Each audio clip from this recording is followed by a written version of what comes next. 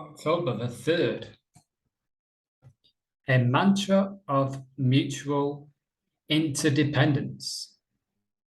Meditate often on the interconnectedness and mutual interdependence of all things in the universe.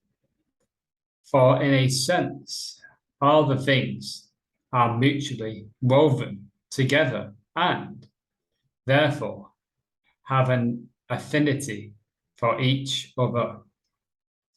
For one thing follows after another, according to their tension of movement, their sympathetic stirring, and the unity of all substance. Marcus Aurelius, Meditation 6.38.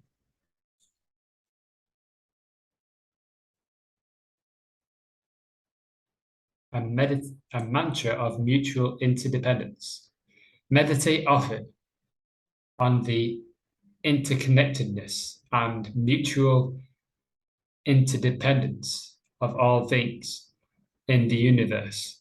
For a sense, all things are mutually woven together and therefore have an affinity for each other. For one thing follows after another, according to the tension of all of movement and their sympathetic stirrings and unity of all substance.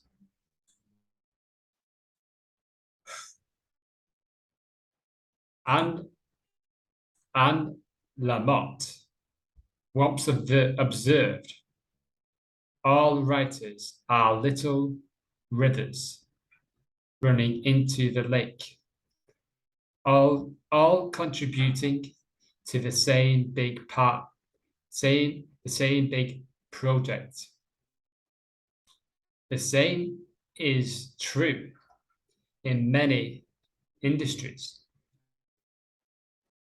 though sadly, even inside the same company, people selfishly forget they're working together. But they're working together. As human beings, we are all breath. We all breathe the same. We all breathe the atoms that made up our ancestors and flow into the same earth when we die. Over and over again, the Stoics remind themselves of the interconnectedness of life. Perhaps that was because life in Greece and Rome was particularly harsh. Animals and people were slaughtered senselessly to amuse the masses in the Colosseum. Events lamented in the Stoic writings. Countries were conquered and its citizens sold into slavery to expand the empire, the futility of which the Stoics also lamented. This kind of cruelty possible only when we forget how we're related to our fellow human beings and the environment. Today, take a moment to remember that we are woven together and that each of us plays a role, good, bad, or ugly, in this world.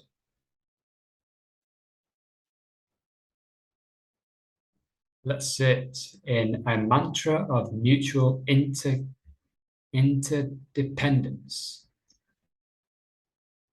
So means to me, this has a meaning for me is that good, evil, ugly, all have a part. We're flowing into the same river. We came and we flow. Like Alan Watts mentions the waterfall, it goes into the waterfall and then back out. Like he compares it to Niagara Falls. Like the waterfall in Niagara Falls doesn't hold water. It is the water flows through the waterfall.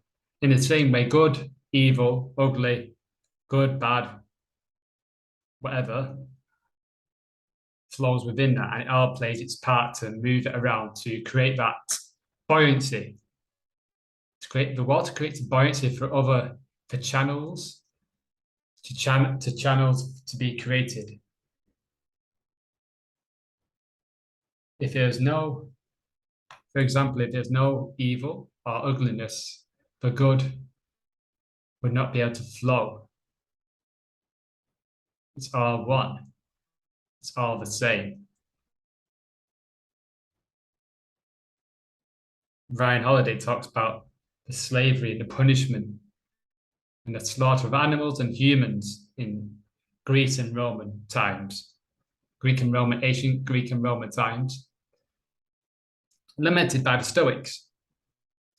And that, talks about the cruelty in the Colosseum, the bullfighting and the warriors and the games of people watching and attending, participating in, it's like fun, people dying, being slaughtered. It's like a sport, and it's slavery to create the expansion of the empire, the Roman Empire.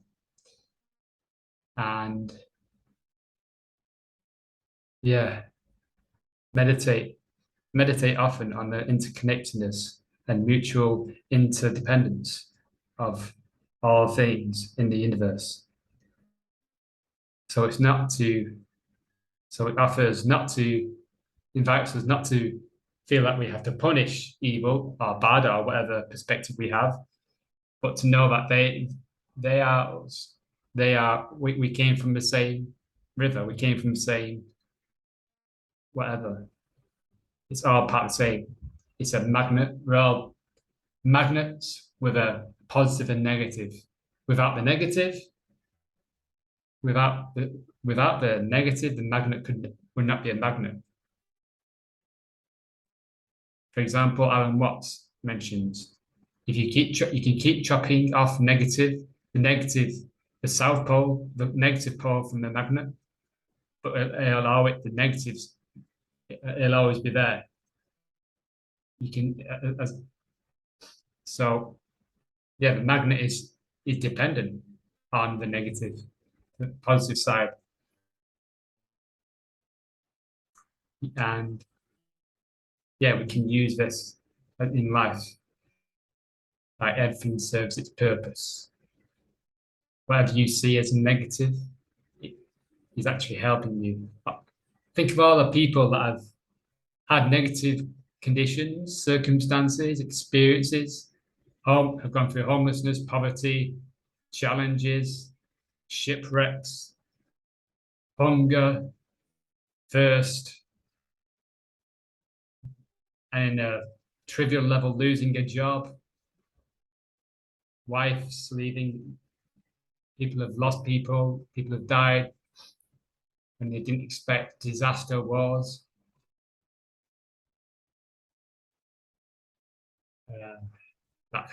And economic crashes, recessions. Think of all these times and how, when we look back, we were the interdependence of these events to help us come to get stronger. to come out of that stronger and to know what the truth, to understand the truth and what is, and for us to make that difference between the rationale, between what is good and what is bad. What is the right thing? But if everything was perfect and there was no, let's visualize life of where everything went the way we expected and anticipated it to go, and no one did anything that way you didn't way what you didn't expect them to do. They said what you wanted you thought they wanted to you think you wanted to say, and they did the same to you, and you controlled everyone, you controlled everything, you controlled the weather, you controlled. Just visualize how boring would that be. And in previous chapters, if you controlled everyone else, then everything else would control you.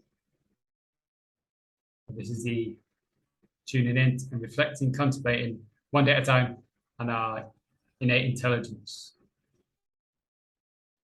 and developing understanding of interconnectedness. What does that mean? Interdependence. What? I'm just like, what? We're dependent on evil. We're dependent on ugliness. What is this stuff?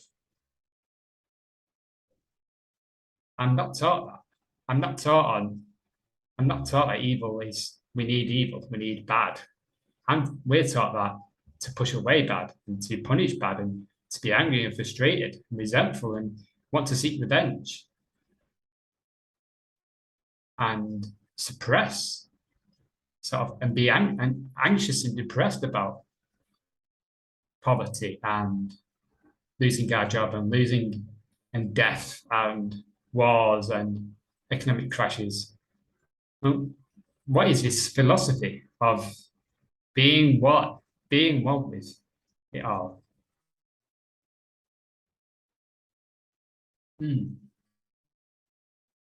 But it feels good, right? It feels good. It feels true. So there must be something there. And they're not.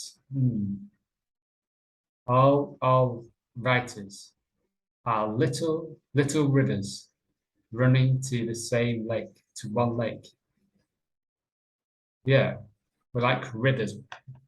We can visualize like one lake, one sea. We're all in a sea. We have these lakes and channels that we're all going down, but essentially we all end up in the same place. All rivers are flowing to the same. They don't stay there. They don't. There has to be for the water to be there. It had to come from somewhere, right? It had to come from one place to get there. It didn't just appear. The water didn't just appear. It got channeled through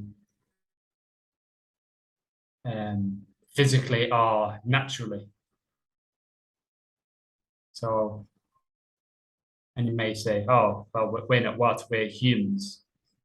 We're not. But this is the offer, this invitation of fluidity.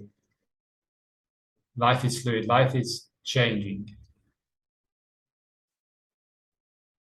How does it feel? What do you think? Let me know. Enjoy the day, my friend.